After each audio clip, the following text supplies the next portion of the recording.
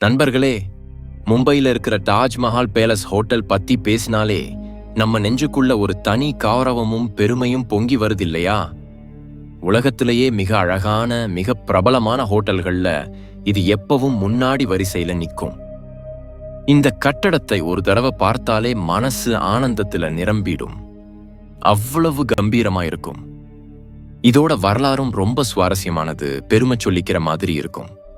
நீங்க புகைப்படங்கள்ல பார்த்திருப்பீங்க, படங்கள்ல பார்த்திருப்பீங்க, செய்திகள்ல பார்த்திருப்பீங்க. ஆனா இங்க ஒரு ராத்திரி தங்கறதுக்கு இப்போ எவ்வளவு செலவாகும்னு தெரியுமா? இங்க வர்ற ஒவ்வொரு விருந்தாளிக்கும் எவ்வளவு சுவையான, எவ்வளவு ஆடம்பரமான சாப்பாடு பரிமாறுறாங்கன்னு தெரியுமா?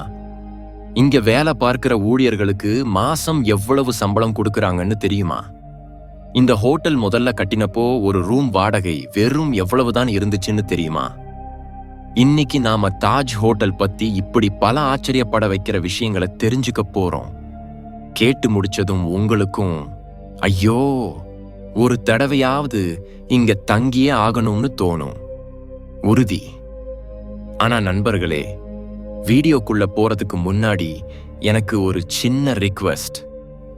நீங்க இதுவரைக்கும் நம்ம சேனலை சப்ஸ்கிரைப் பண்ணலைன்னா இப்பவே சப்ஸ்கிரைப் பண்ணிடுங்க. பக்கத்துல இருக்கிற பெல் ஐகானையும் கிளிக் பண்ணிடுங்க. அப்பதான் நம்ம வீடியோ எல்லாம் மிஸ் பண்ணாம நீங்களே முதல்ல பார்க்க முடியும்.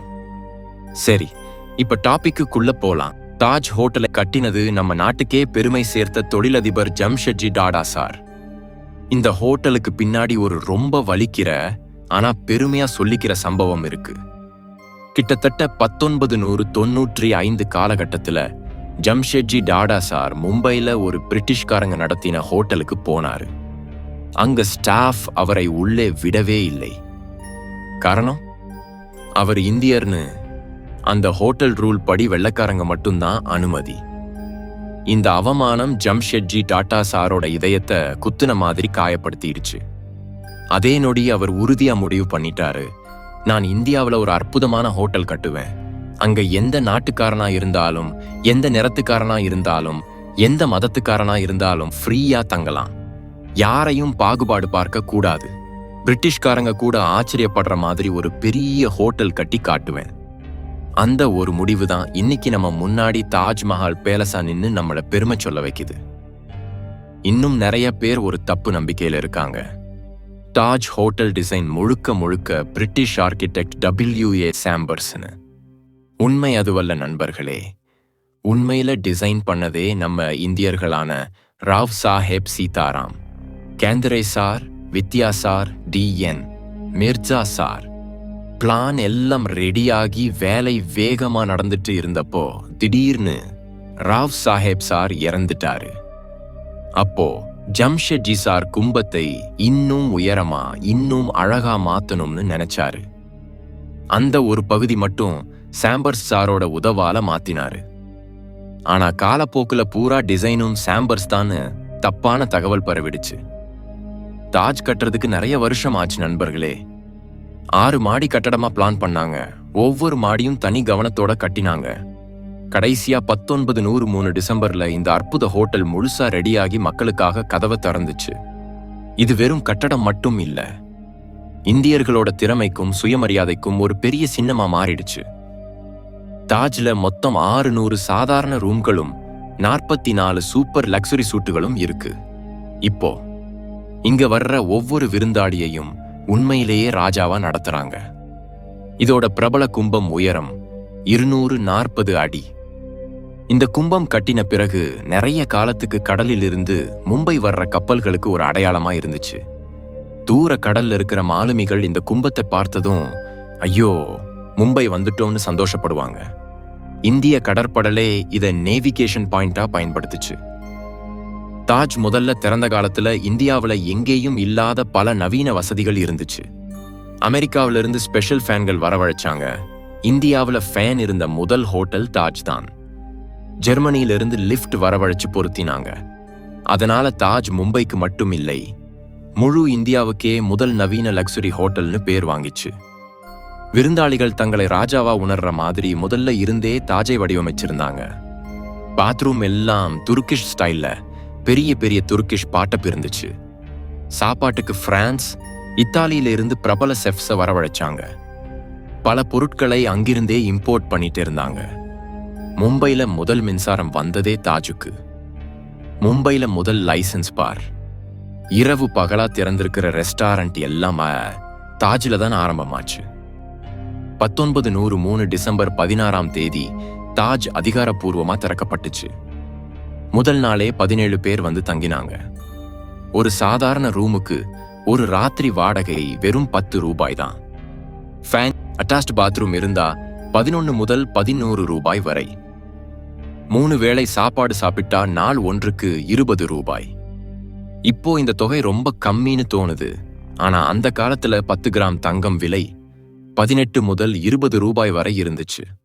அதாவது தாஜ்ல ஒரு ராத்திரி தங்குறது 2-3 கிராம் தங்கத்துக்கு சமம். அவ்வளவு செலவு, அவ்வளவு பெருமை.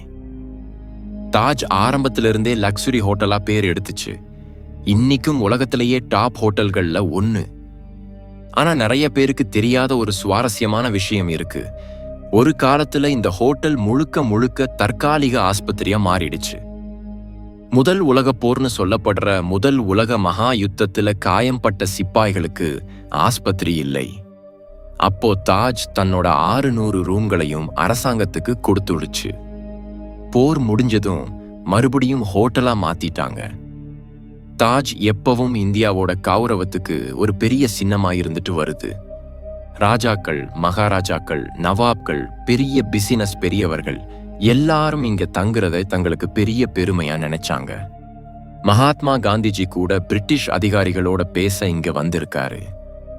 சுதந்திர போராட்ட வீராங்கனை சரோஜினி நாயுடு அம்மா தாஜை தன்னோட 2வது வீடு மாதிரி நினைச்சிருந்தாங்க.